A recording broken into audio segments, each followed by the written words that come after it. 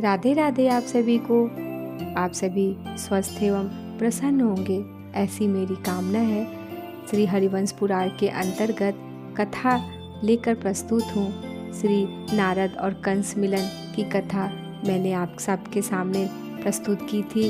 उसी कथा के क्रम में अगला क्रम है भगवान श्री कृष्ण की जन्म कथा। चलिए हम सभी शांतचित्त प्रसन्न हृदय से ये कथा श्रवण करते हैं और जन्माष्टमी के पूर्व ही इस कथा को सुनकर आनंदित होते हैं। भगवान श्री कृष्ण जन्म। सूत जी बोले, मुनिवरों, जैसा मैंने बताया वही सब आगे चलकर घटित हुआ। जैसे जैसे देवकी गर्भ धारण करती जाती थी, जैसे जैसे शिशु पैदा होते थे, वैसे वैसे ही कंस उनको एक शिला पर पटक कर उनका वध कर देता था। इस प्रकार देवकी के 6 गर्भ नष्ट हो गए। कालनेमि के 6 पुत्र हिरण्यकशिपु का शाप पूरा कर मुक्ति प्राप्त कर गए।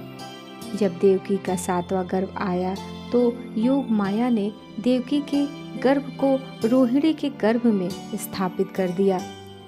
फिर अर्धरात्रि में ही रजस्वला देवकी का गर्भपात हो गया। वह मूर्छित हो गई। उसको योग माया के इस कार्य का कुछ पता न चला। उसी रात रोहिणी ने पुत्र को जन्मा। रोहिणी पुत्र पाकर हर्षित हो गई। रोहिणी वासुदेव की दूसरी पत्नी थी। उसकी संतानों से कंस को किसी प्रकार का भय नहीं था। कंस ने सप्तम गर्भ की खोज की, पर कुछ पता न चला। इसी बीच देवकी 8वीं बार गर्भवती हो गई। 8वां गर्भ होने के कारण कंस द्वारा अत्यंत सावधानी के साथ देवकी की देखभाल हो रही थी। कंस ने सारी सुरक्षा कर ली थी। देवकी के 8वें गर्भ में स्वयं भगवान विष्णु आ गए। दूसरी ओर भगवान विष्णु के आदेशानुसार निद्रा ने यशोदा के गर्भ में प्रवेश किया। इस प्रकार हे मुनिवरों, 8वें माह में यहाँ देवकी ने और वहाँ यशोदा ने क्रमशः एक पुत्र और एक पुत्री को जन्म दिया। भगवान का जन्म होते ही समस्त भूमंडल प्रसन्न हो गया।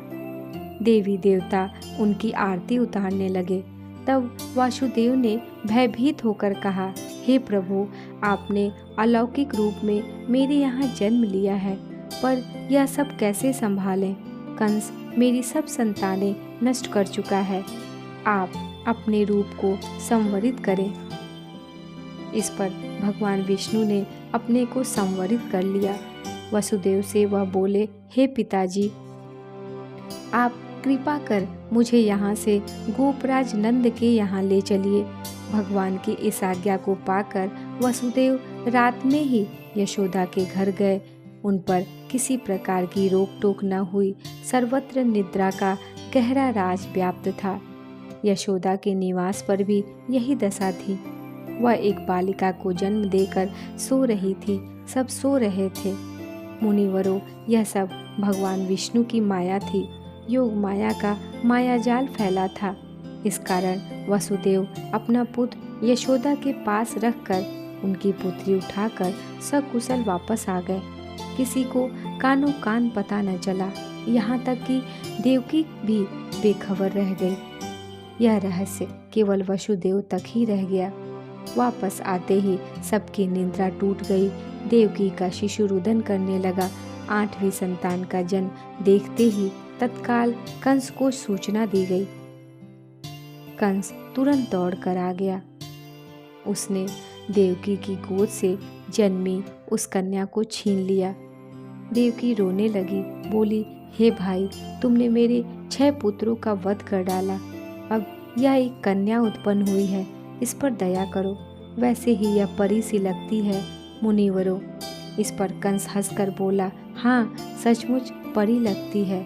और उसने कन्या को शिला पर दे मारा। जैसे ही कन्या शिला से टकराई, वह अपना कलेवर बदल आकाश में उड़ गई। कंस अवाक चकित रह गया। निगाहें उठाकर उसने आकाश की ओर देखा। आकाश में उसके केश फैले थे। उसकी देह दिव्य चंदन से सुशोभित थी। उसने नील पीत वर्ण के परिधान धारण कर रखे थे। हाथी के मस्तक के समान उठे उभरे उसके स्तन थे।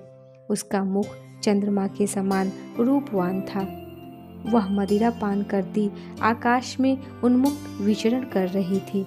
उसने भयानक अट्टहास के साथ क्रोधित होकर कहा, रे कंस, तूने अकारण ही मुझे पृथ्वी पर पटका, पर तेरा काल आएगा और तेरे शत्रु तेरा नाश कर डालेंगे। उस समय तेरी छाती चीरकर मैं तेरा रुधिर पान करूंगी। और इस प्रकार कहकर वह आकाश में विलीन हो गई।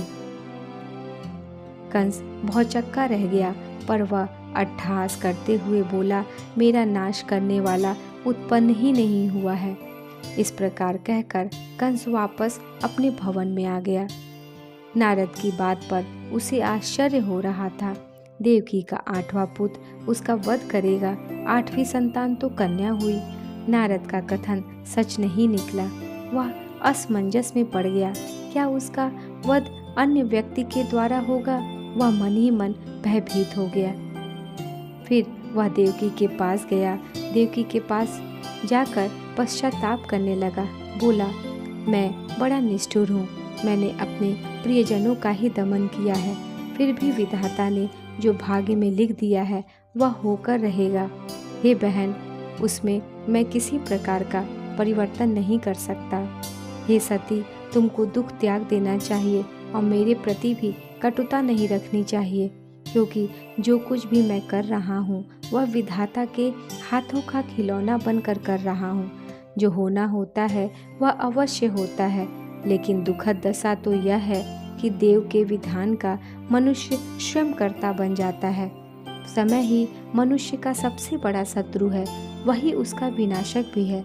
इस कारण तुमको मुझ पर क्रोध नहीं करना चाहिए।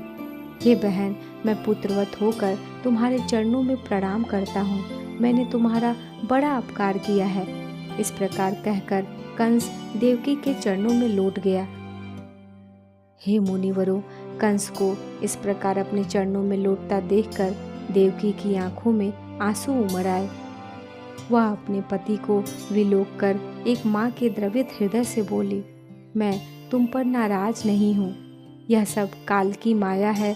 मैं तुमको क्षमा करती हूँ। इसमें तुम्हारा कोई दोष नहीं है। देवकी से इस प्रकार का संतोष पा कंस अंतःपुर में चला गया। देवकी से क्षमा याचना करने के उपरांत भी वह चिंतित उद्विग्न था। मुनिवरों, वसुदेव ने भगवान विष्णु का कृष्ण रूप में जन्म होने से पहले ही अपनी पत्नी रोहिणी को गोपराज नंद के यहाँ भेज दिया था। बाद में उनको पता चला कि रोहिणी ने एक बालक को जन्म दिया है। वह अत्यंत प्रसन्न हुए और जब गोपराज नंद अपना वार्षिक कर देने मथुरा आए तो वसुदेव ने उनसे भेंट की। उनसे निवेदन किया कि रोहिणी पुत्र को वह अपना पुत्रवत माने और उसका नामकरण संस्कार अपने पुत्र, जो वास्तव में वसुदेव का था, के साथ संपन्न करा दे। कंस के कारण वह रोहिणी से उत्पन्न पुत्र का मुख नहीं देख सकते हैं। इस प्रकार वसुदेव का दुख देखकर गोपराज नंद ने उनको धैर्य बंधाया और सब प्रकार से आश्वासन देकर संतुष्ट कर दिया। नंदराज का आश्वासन पाकर वसुदेव को बड़ा संतोष मिला। वह तब जलमार्ग से मथुरा जाते हुए गौ ब्रज नामक स्थान पर रुक गए। ब्रज बड़ी सुंदर और मनोरम भूमि थी। वहाँ के गोप गोपियों की शोभा देखते ही बनती थी। अतः गोपराज नंद का मन रम गया। इसके साथ साथ वहाँ के तमाम गोप गोपियों ने उनसे रुकने का भी निवेदन किया था। उत्तम स्थान देखकर गोपराज नंद वहीं वास करने लगे। यहीं पर दोनों पुत्रों का नामकरण संस्कार भी किया गया। बड़े पुत्र का नाम संकर्षण और छोटे का नाम कृष्ण रखा। इस प्रकार नंद सुखपूर्वक वहाँ पर वास करने लगे। राधे राधा। उम्मीद है आपको भगवान श्री कृष्ण की कथा पसंद आई होगी और आप आनंदित हुए होंगे। मिलती हूँ बहुत जल्द आप सभी को। राधा राधा।